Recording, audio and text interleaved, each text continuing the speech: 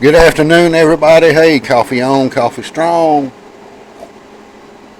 Ah, boy, that's good coffee.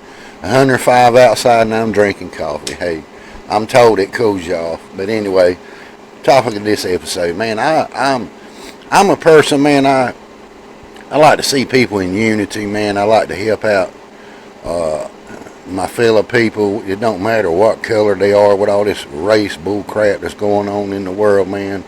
I love nostalgia. And there happened to be a plot of land with a mobile home, that's across the street from me. And I noticed the grass had been getting pretty high, man, but a black couple had bought it and they're trying to remodel it. So I said, man, they need some, let me get over there and help them clear that stuff. So I crank up the old riding mower, and I go over there and I cut all that grass down, man, so they could get to the deck. And because this time of year all the snakes are out and stuff like that, and you can't really see where you're stepping. And especially copperheads in my area, they're really bad. So, and that grass was 2.5 to 3 foot high. So I set my mower up as high as it can get. I got a big long tractor, and I cut it and then went back over and got it close, so they're able to get in. And I don't charge them nothing, man. I just like to be somebody that helps out, man.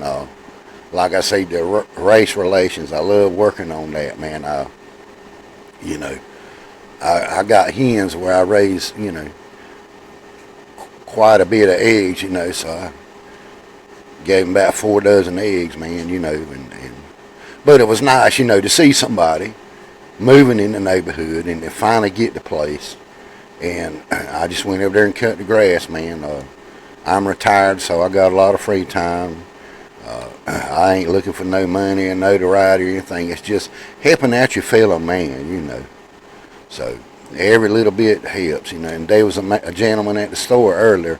It was an old black fella, he walked up to me and said, "Sir, do you know where," he was looking for a produce market, and him and his wife were driving around and couldn't find it. And I helped him find it, showed him exactly where it was and all of that. Helping out my people, man, Not all of us are bad. There's bad in every race, but, you want to get along, man, as best you can. I look out for my older folks, whether they black or white. I don't care. I'm still looking out for my seniors. I look out for them, man.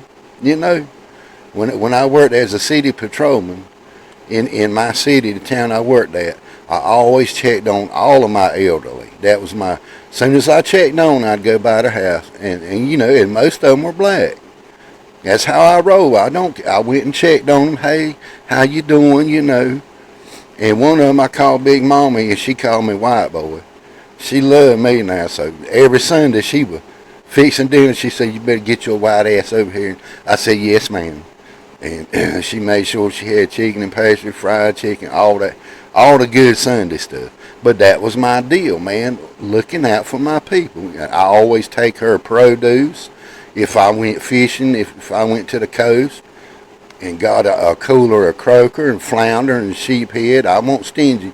I took her half of it. I made sure I scaled it and cleaned it. All she had to do was put the oil on and stick it in the frying pan. That's how I did, because there's no way I could eat all that fish. You know what I mean? I'd carry her some eggs, some peas and butter beans, the whole thing, man. I looked out for my people, what they didn't have, and I had extra. And I knew a lot of these people by themselves, they don't eat a whole lot, and a lot of times they can't afford a whole lot.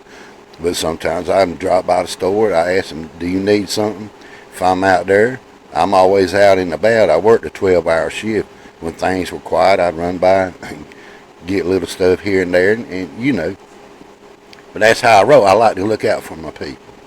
So I cut the grass for the folks over there and got it cleaned out. But y'all have a good one, man. Hit like and subscribe.